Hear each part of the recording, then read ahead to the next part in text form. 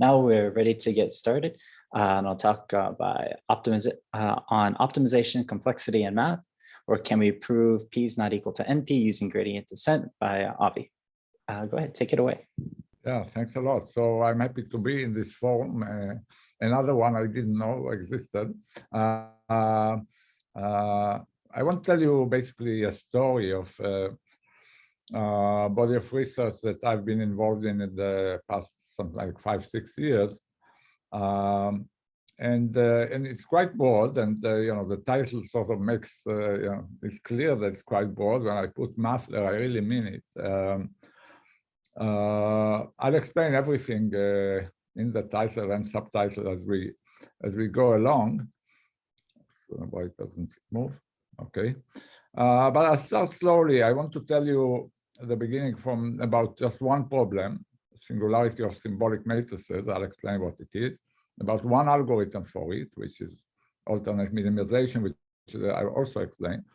And then we'll try to understand what happened and try to generalize both the algorithms, the tools, the problems, and repeat this process a couple of times. So this will really mimic the evolution of this research, from my point of view anyway. And at the end, I'll tell you what we understand today, which is basically some extension of the usual tools of convex optimization that happen in normally in Euclidean domain to settings which are geodesics, non-commutative, on Riemannian manifolds. And this I'll explain as well. So the main sort of one important message is about the couple of the sort of multitudes of fields in math that are involved in this research, either by providing tools or providing problems or having consequences of this work. So I can list them to non-commutative algebra, invariant theory, quantum information theory, analysis, operator theory, statistics. And for me, the source of the interest comes, of course, from computational complexity. That's my field of study. And optimization, which is, will be at the end, you'll see algorithms. So there's a beautiful interaction, connections between these areas. Some were old and some are new. And yeah, I'll talk about some of them, of course, not all. Okay, so let me start with the problems and the problem of the algorithm. And to introduce a real problem, I'll start with the baby version, which you are all familiar with. So this is a perfect matching problem.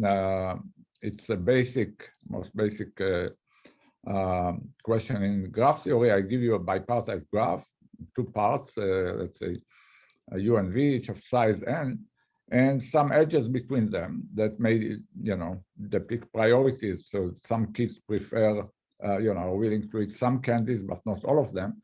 And you like to give one candy to each child. And the question is whether this can be done perfectly. So in this graph, yeah, there is a way to do it. You just have to follow these red edges. And so in some graphs it's possible, in other graphs it's impossible. Here there is no perfect matching. There's no way to match the left and the right vertices along edges. And it's well solved. In fact, it's sort of curious that a polynomial time efficient algorithm for this problem was known, even in the 19th century. It occurred in Jacobi's work on systems of ordinary differential equations. It was discovered many times again later. So we understand this problem, but I still want to present it in an algebraic form, which sort of leads the way to what we are interested in. Graphs are often presented by their adjacency matrix. So you have the sets U and V labeled the rows and columns of this matrix called the adjacency matrix of the graph.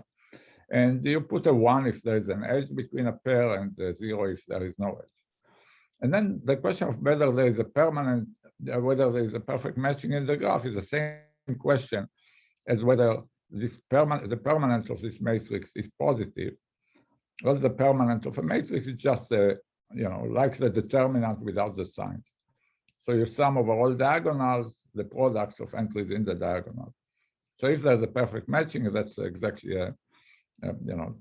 some diagonal in this matrix. You pick one from every row and every column, and they're all ones, so you get a positive contribution. Otherwise, it's zero.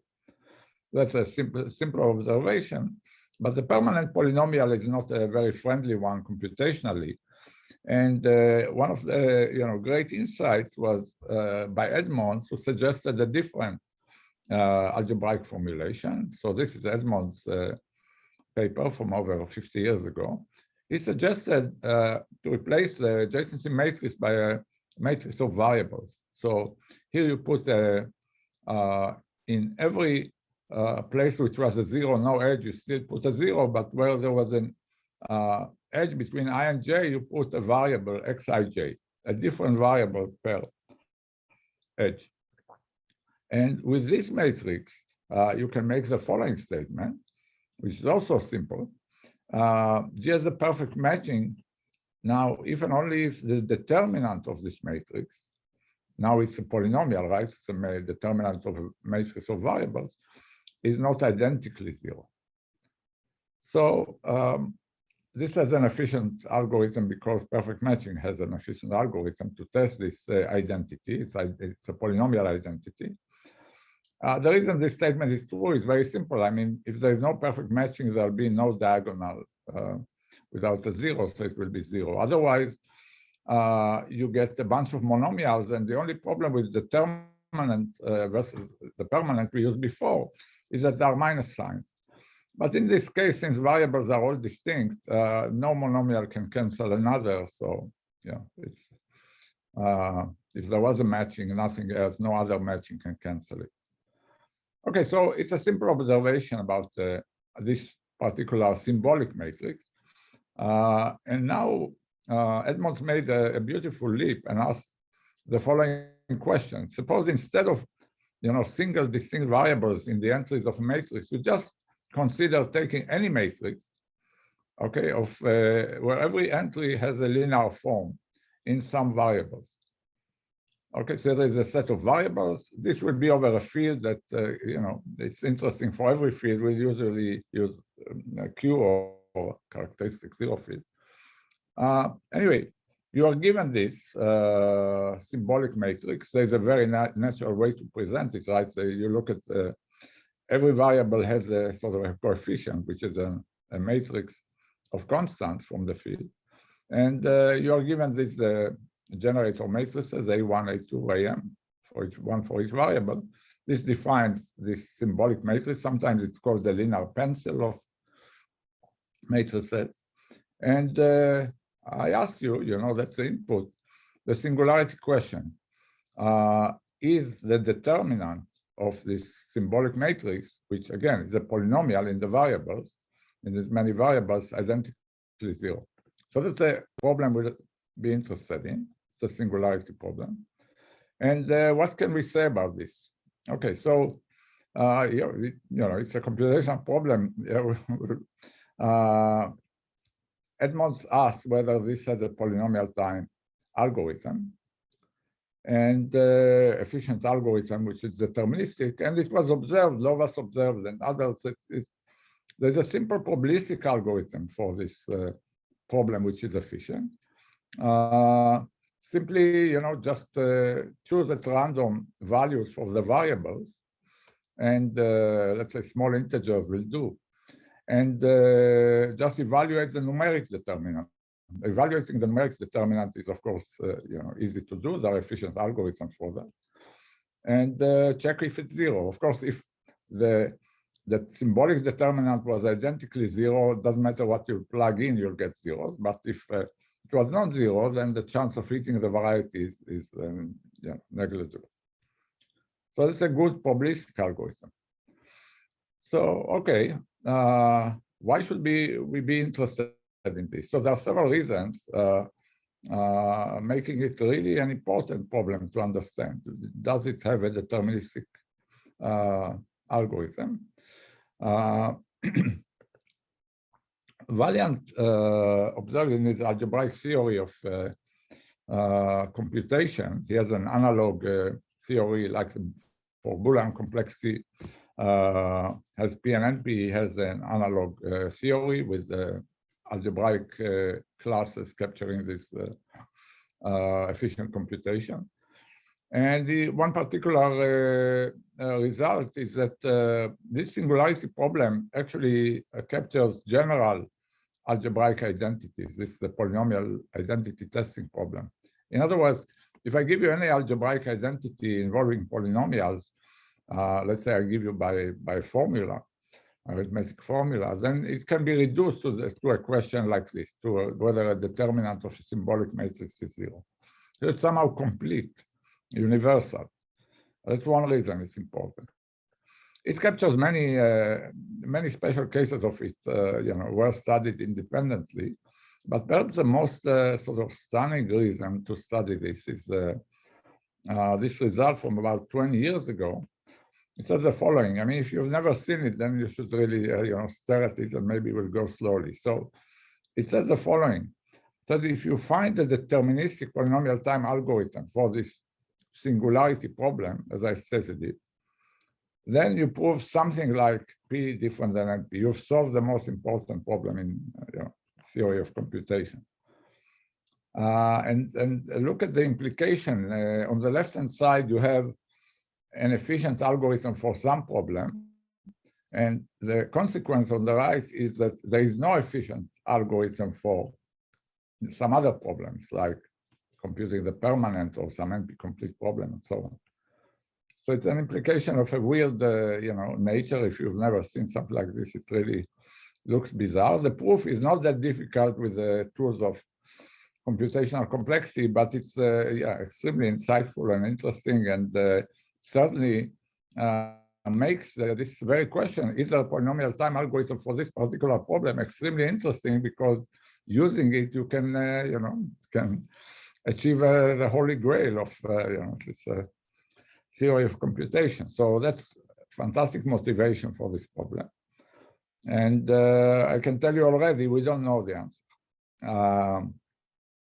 So we'll see what we do about it. I mean, hopefully, maybe some of you would like to join in this effort of understanding this.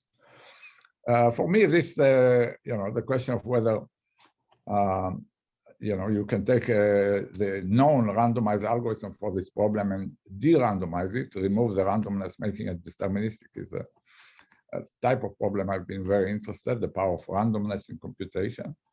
It, implies lower bounds, hardness results that I'm also very interested in. So, but just the possibility of getting such a consequence is extremely appealing. All we have to do is find an algorithm for this particular problem. Let me just make sure if you have any, question that is pressing you, ask it in the chat, or if it's really, if you think that something is totally unclear, maybe to others, just just interrupt me and ask. Okay, so that's where we stand. We have the problem we want to solve, and we don't know what how to solve it. So what we'll do is what I'm sure you and many all mathematicians are doing. You change the problem, right? So I want to tell you about the dual life of. Avi, on the previous slide, we have a question from Sugata Basu. What is the quotation marks on the right-hand side represent? I'm not going to tell you, it's somewhat technical, but roughly speaking, and still roughly speaking, it will separate the algebraic analog of P and NP, what's called VP and VMP. And in plainer terms, it will show that computing the permanent polynomial is exponentially harder than computing the determinant. And thereby proving many other, because permanent is also complete, a complete problem, like NP complete, it will, show lots of other hardness results. So it will be a huge breakthrough. Never mind the quotations. Even with the quotations, will be a huge breakthrough in our understanding. I mean, I would say that the biggest frustration of the theory of computation is that we don't know any natural problems which are difficult. I mean, that we can prove they are difficult. There are many problems we believe are difficult. We use factoring or other things for security, believing they are difficult, but we don't know that. We have no tools to prove that any natural problem is hard to compute. And this offers one particular way to maybe do this.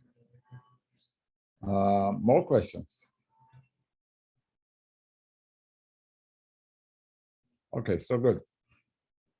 The dual life of this problem. So here's the problem we ask. I give you a bunch of matrices. They define a linear pencil. Is the matrix, is this symbolic matrix singular or not?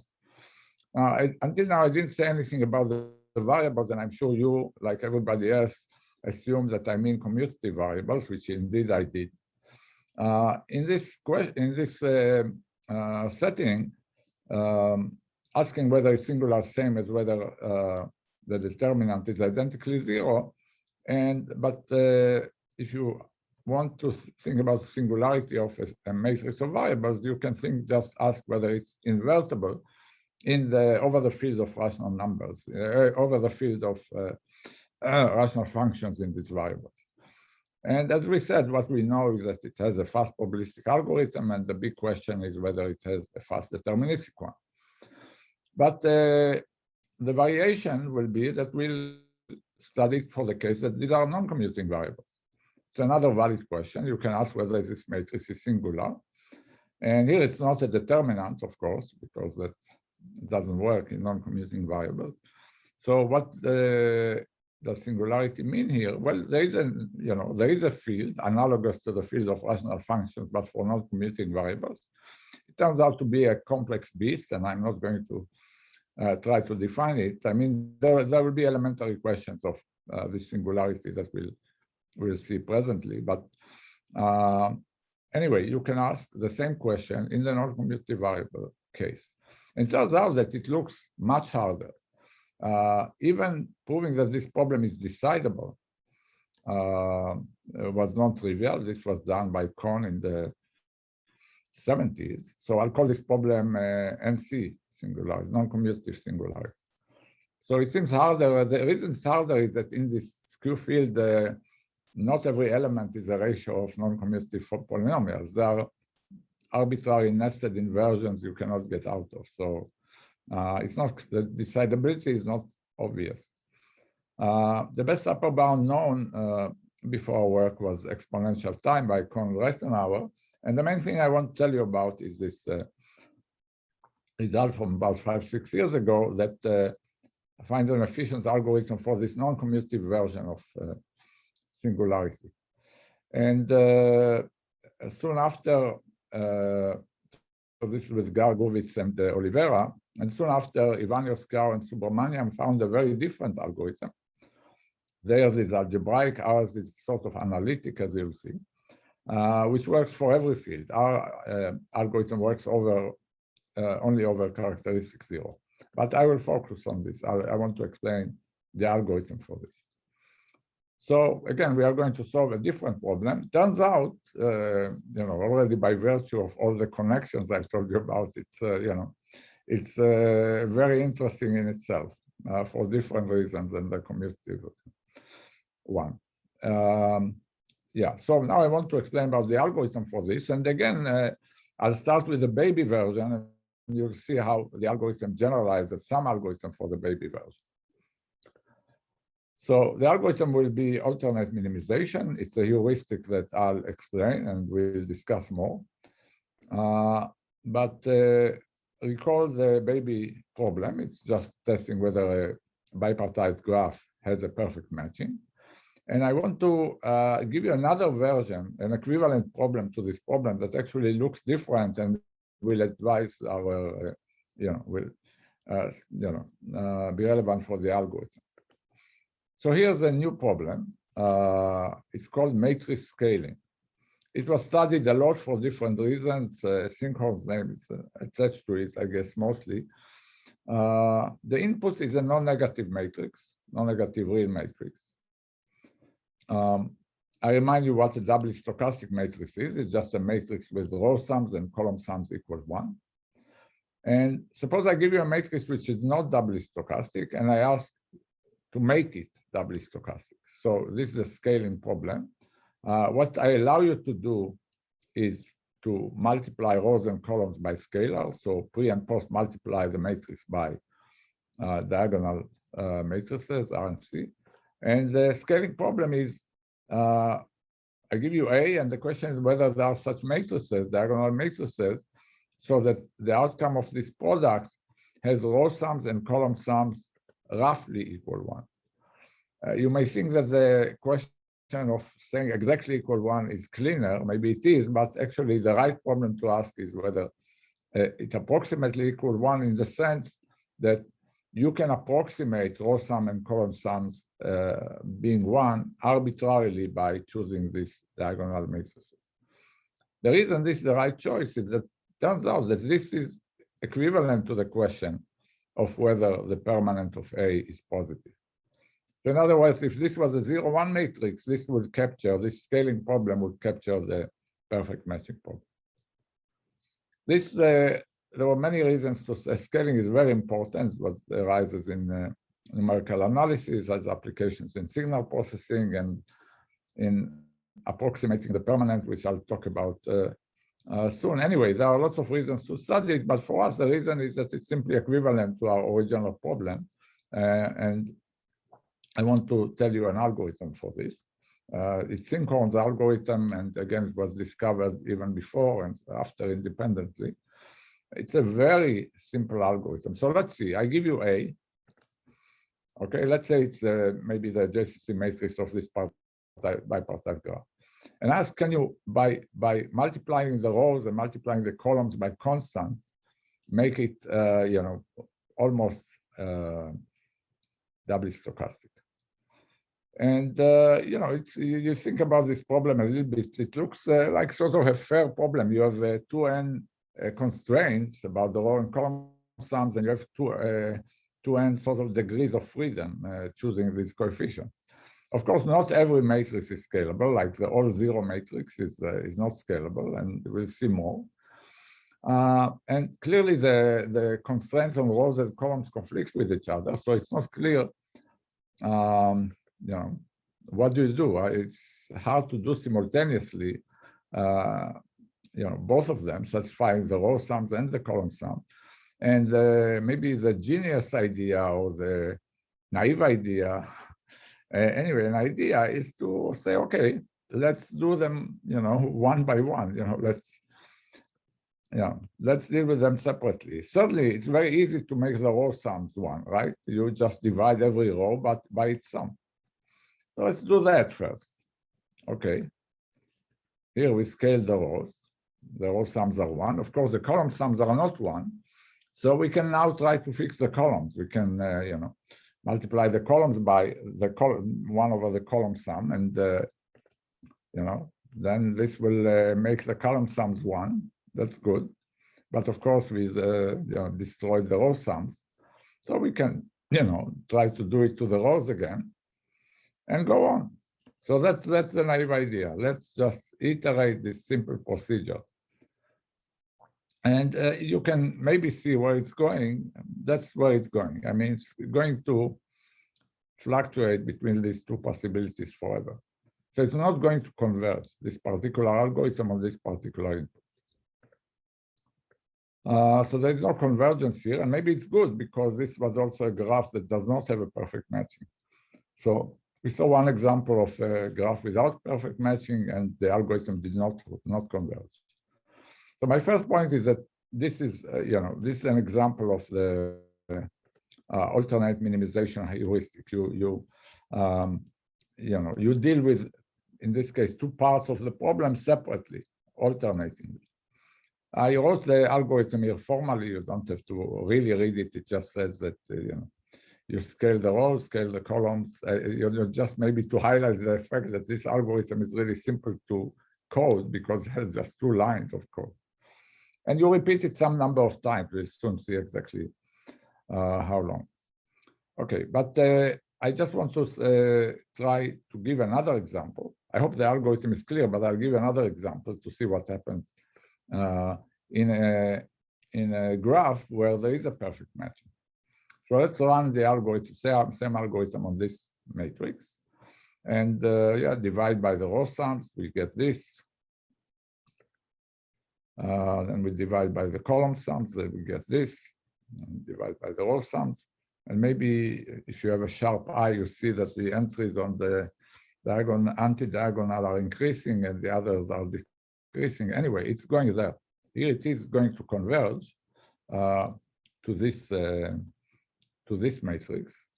And so here we have a convergence. Of course, this double stochastic matrix happens to be.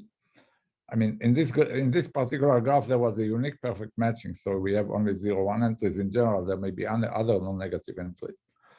But it will converge to a double stochastic matrix. And I note that here we did have a perfect match. So it looks good. So let's summarize this algorithm. We alternate, as we'll see, n cubed times will suffice these iterations. Let's say the last time we made the row sums 1, we test whether the column sums are very close to 1, let's say up to 1 over n. In some norm, doesn't matter, let's say L1. And you know, you say if it is close, then you say, yeah, it will converge and the permanent is positive. And if it's far, you say it will never converge, permanent must be 0. So the main point I want to make now is that the analysis of this algorithm, of course, I described it for 0, 1 matrices. If the matrix has other entries, then n will just denote the length of the input. Okay, so I want to make the point that the analysis of this very simple algorithm is also very simple. And there are several analyses that were given over time. Here I want to give you a particular analysis which we came up with about 20 years ago with Lina Samolnitsky. We needed this algorithm for the purpose of approximating the permanent. So I will not go into this, but I want to say what the analysis looks like. So, I mean, this algorithm obviously generates a sequence of matrices, right? It's just as I described it. And so it's sort of a dynamical system, and you want to prove convergence or when convergence happens. And you know, typically the way you analyze this you know, convergence in such dynamical or in any dynamical systems is by picking some Lyapunov function, some progress measure, you know, that's bounded and increasing, and you know, so you can maybe bound the number of iterations by having bounds on this progress measure. And indeed, for this, we are going to pick our progress measure will simply be the permanent of the matrix, okay, the way it evolves. It's very easy to see that, you know, at every step, the permanent is at most 1. I mean, if the row sums is 1 or the column sums is 1, the permanent is at most the product of the row sums, or most the products of the column sum. That's an observation. So this is at most 1. That's an easy thing. You always have a uniform upper bound on the permanent. This progress measure will grow every iteration by at least this factor, 1 plus 1 over n, if you are not too close already to being double stochastic, this green star. Again, this is extremely simple to see. I will not show it, but it's just arithmetic mean, geometric mean inequality. And the last thing you want to prove is some lower bound on the starting point. Because if the permanent is 0, it will never change by scaling. So what the point is proving that if the permanent was positive to begin with, then it's not, you know, it's not too close to 0. In this case, if it's a Boolean matrix, it will be at least 1 over n to the n, just at least exponential. Of course, if you have such a bound and you grow by, you know, 1 plus 1 over n every step, then of course you'll converge in polynomial time in n cubed time. So this is a whole analysis. I mean, that's a really simple analysis, and it will soon guide us in the, you know, in the real problem we are studying, in this non-commutative singularity. And this step, which is easy here, will become hard, and there'll be a need for tools from invariant theory, algebraic geometry, and so on, and we'll see that. Okay, but here it's really simple.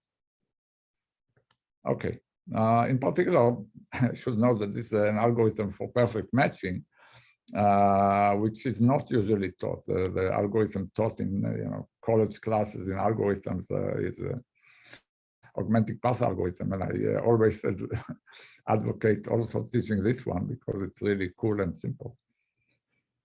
Okay, so we have an algorithm which is of this alternate minimization type, you just sort of greedily deal with each half of the problem separately.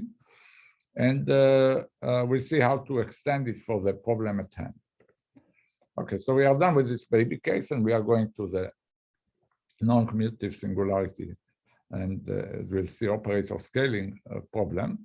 And I'll tell you about these two papers by Gurvits and then the paper I mentioned,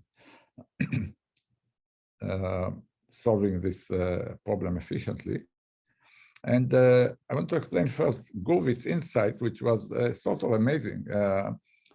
So it came soon after the paper I described, having the analysis with Lineal and Samolnitsky, because Gurvits really observed that similar analysis would work for a more general case. I want to explain more general case. It's a sort of quantum leap that Gurvits made. And so let me do it. First, I want to say something maybe general,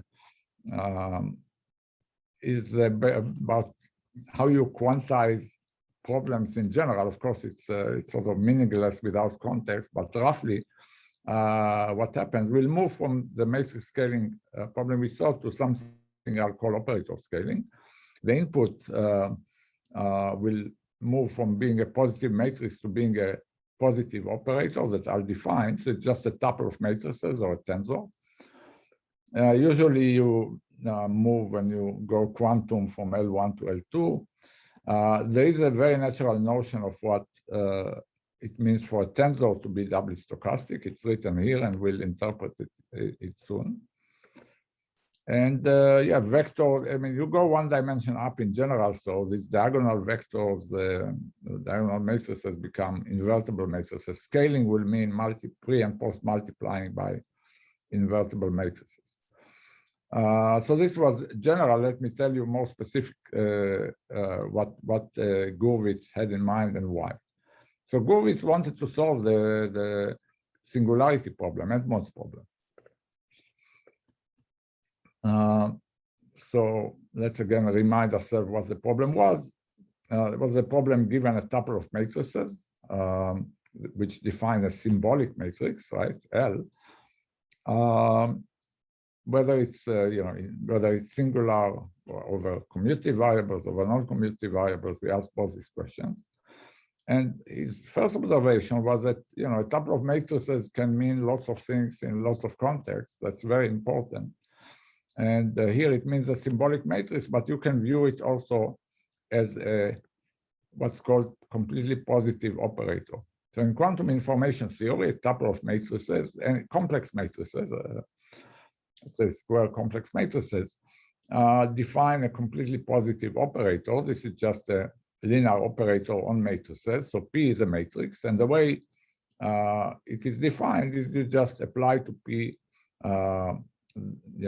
these matrices by taking the sum of AIP, AI dagger, right? So you pre and post multiply them by AI and its conjugate transpose.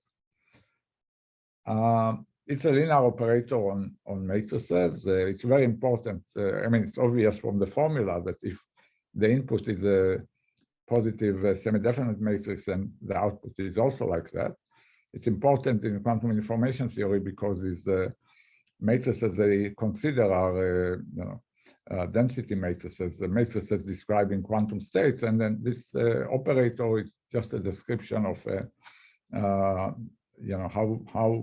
quantum mechanics allows you to manipulate quantum states. Anyway, it's a simply defined linear operator. And as I mentioned, there's a natural way to say when an operator like this, when a tuple of matrices is doubly stochastic, it's this formula which I had before. When from this operator point of view, it just says that when you act with it on the identity matrix, you get the identity matrix. As similarly, if you look at its transpose. So there's a complete analog of what it means to be a row stochastic and column stochastic in this tensor. And since you have a notion of scaling of a doubly stochasticity, you can ask whether one can scale an operator to become doubly stochastic in this sense by pre and post multiplying by invertible matrices. And Gurvits, observation. So that's the operator scaling problem.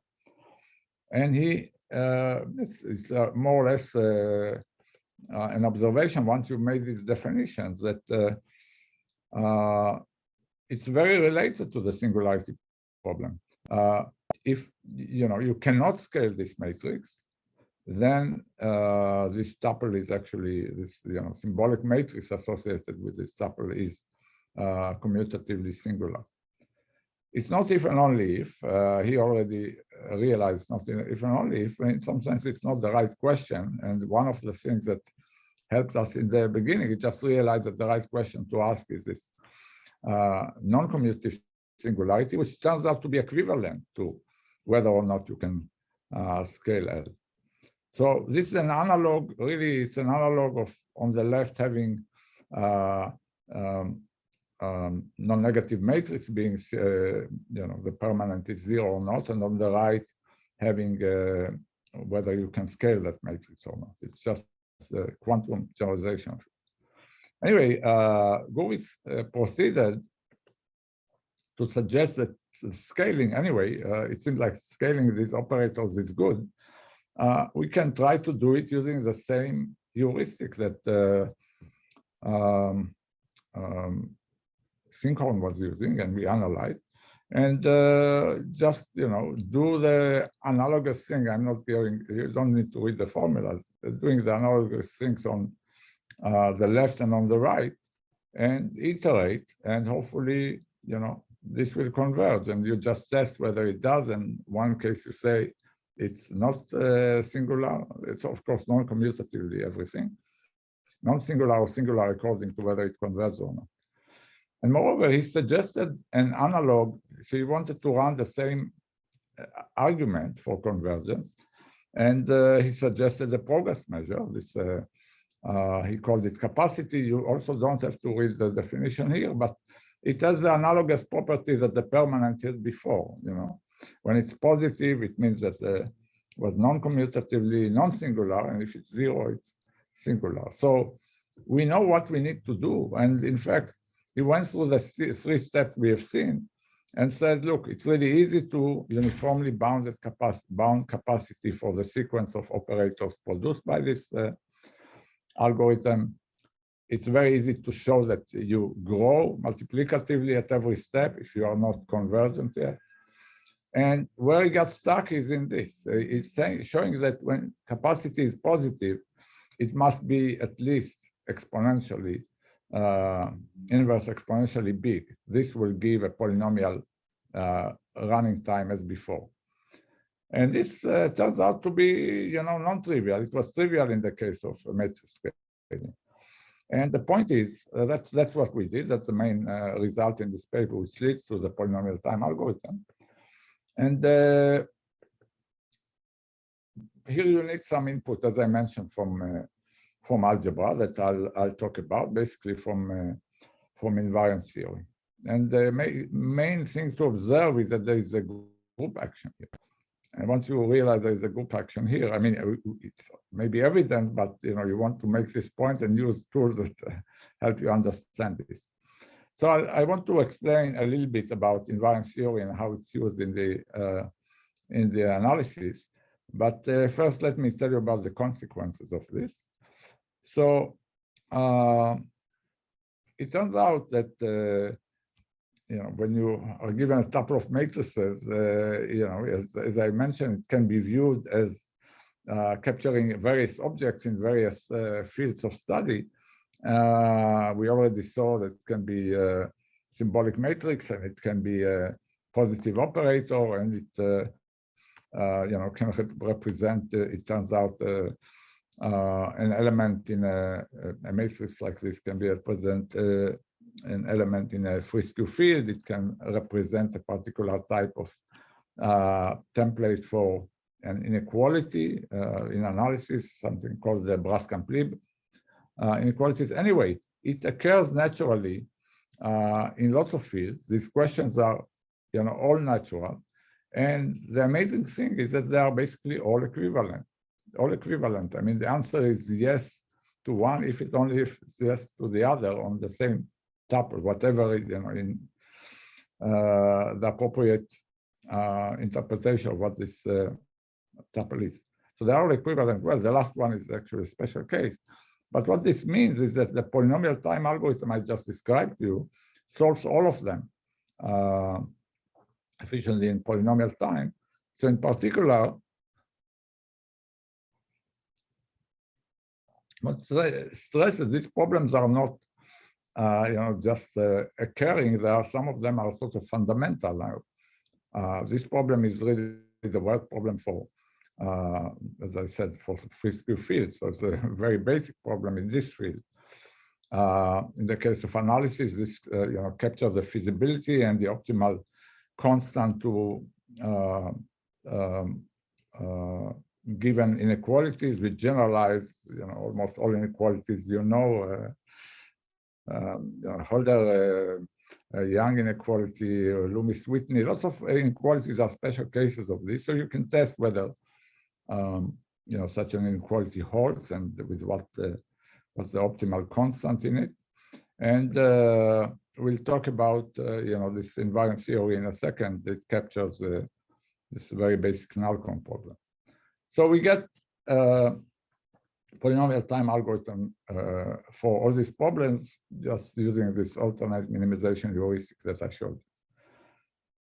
Maybe it's a good question to ask, a good time to ask if there are, questions so far. And I want to move to telling you something about the invariant theory connection. Okay. There are no immediate questions right now, but you got about 5 minutes left, and then we can open up for informal discussion. People will ask more questions. How much did you say we have? About 5 or 6 minutes left. Oh, really? Yeah. Because I thought 12. Okay, well, you can take 7 if you want. No, I can stop whenever you want, but yeah, okay. Let me go on a little bit more, and then we'll stop. So I want to say something about invariant theory. I'm sure that in this audience, people know what I'm going to say, but I have a couple of slides. Invariant theory is about symmetries. So, here, the symmetric group is moving the vertices of a graph, creating, isomorphic copies.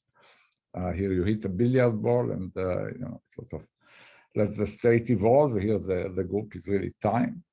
And you can have shapes in the plane that you cut with a scissor and, move around, let's say, without overlap. And in all these situations, the different group elements move you between different states, and despite this sort of dynamic nature, there are things that don't change, like which we call invariants, and that's what we like to study in such settings. The area doesn't change in this example. In fact, it's the only invariant. In this physics, we learn in college, this energy and momentum are preserved, and they are the only invariants that are preserved. And here we really don't understand this this graph isomorphism problem. Anyway, that's these are the goals, and the type of group actions we'll consider here is our linear group actions. So matrices acting on vector spaces, and there are two important parts. I'll see what I get to, but on the algebraic side, it is the fact that they have polynomial invariants, which we want to study. And in the geometric side, it turns out that there's a very deep and developed non-commutative duality theorem, analytic inequality, which really is important for the analysis of the algorithms that we have. So let me just tell you a few basic things about invariant theory, and then tell you something about the more general algorithms that we get. So, again, it's maybe people have seen it, just a couple of examples. You have a group acting on a vector space. the orbit is all, given a point, is all the other points the group gets you to, and in our setting, the orbit closure is very important.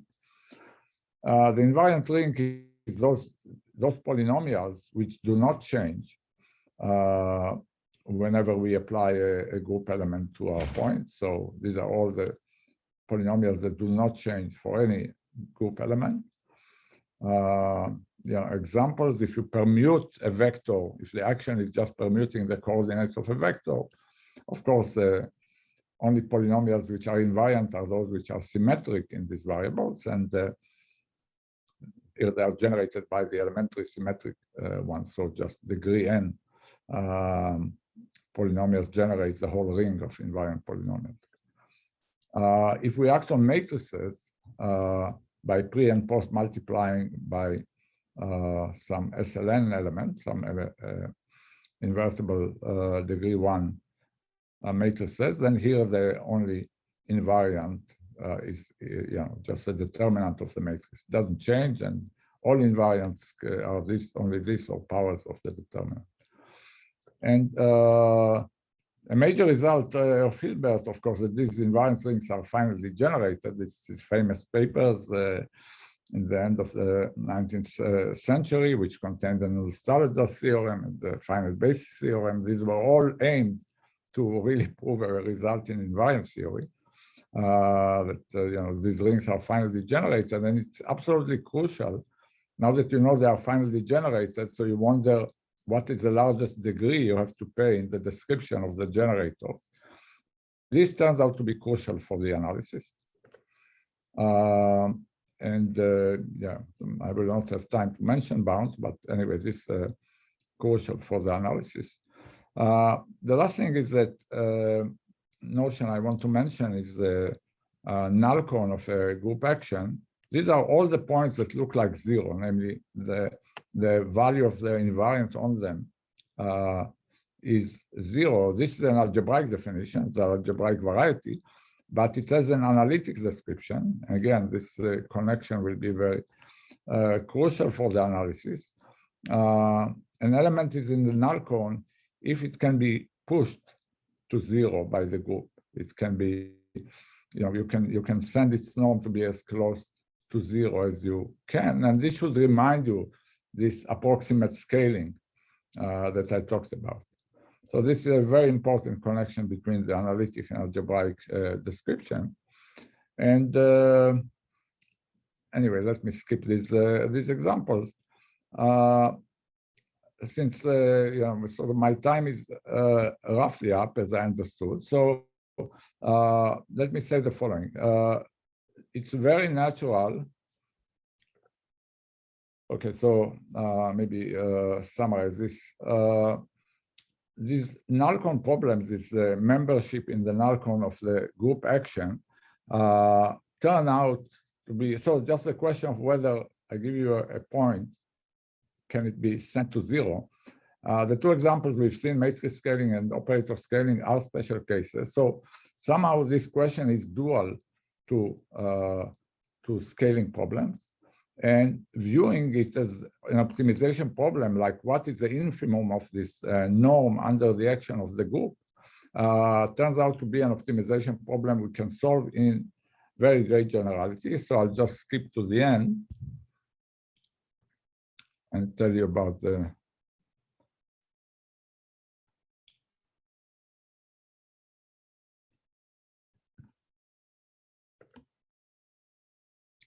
a very general sort of statement as we understand them today. The alternate, this very naive or greedy algorithm that we saw for these two problems can be generalized for handling the action of just general linear groups. You are given a description of the action. I give you a point, and I ask to say what is or approximate what's the infimum of any point, the norm of any point along the orbit of the given vector. So it's an optimization problem, which turns out to be dual. I didn't define this notion mu. This basically is a gradient. So another thing you may be looking for is the minimum gradient of the point along an orbit.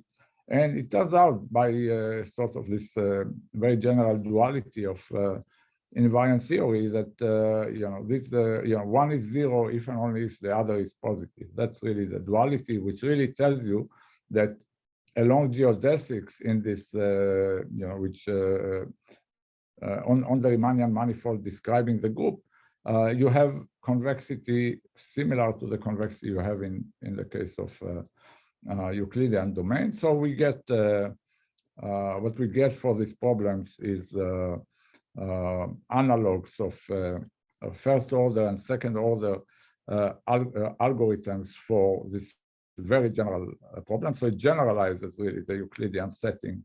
And you can run these optimization problems with the same guarantees as in the Euclidean setting. You can approach, the optimum in polynomial time in 1/epsilon iterations. In if you use only gradients, if you use Hessians, you can enhance it exponentially. So it's polylog iterations, and it's what are the constants in this number of operations. Like in the Euclidean case, it all depends on the smoothness of the action, and this requires the algebraic geometric data about the weights of the irreducible representation in the action. So it can be, then it becomes a study of particular actions you want to look at. There are lots of examples where, such actions where these questions are interesting. Of course, I didn't show you this.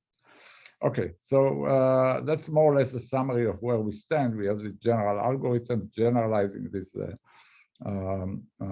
alternate minimization we've seen for capturing lots of other problems. And let me just sort of jump to the end.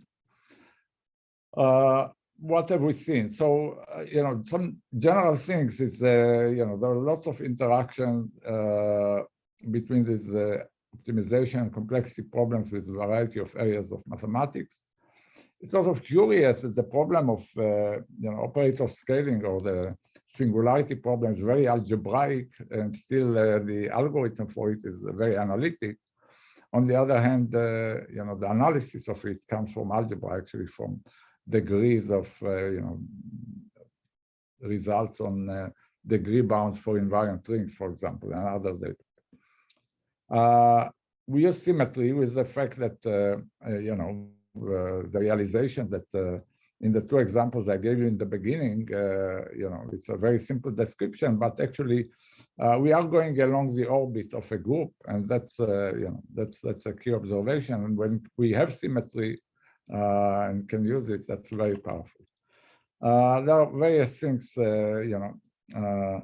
to study. I mean, while we usually get exponential improvements for lots of known algorithms, in some cases, the known algorithms were doubly exponential, like using Grobner bases. So, we still don't get to polynomial time. I wish I had more applications in, combinatorial optimization specifically, as opposed to these various problems in algebra and analysis. This null-con problem in general, membership in this particular variety is really interesting, and it would be nice to just have a general polynomial time algorithm for all of them. And the problem I'm really interested in is whether this helps for singularity, for the usual, not non-commutative, but the real singularity problem. And we don't know. I mean, there's something, let me not explain this. So let me just conclude by telling people what I always tell in these talks since 2 years ago when I published this paper. If you want to read more on computational complexity, on the many sub-areas of computational complexity and its interactions with mathematics, this book is free on my website for anybody interested. Thank you very much.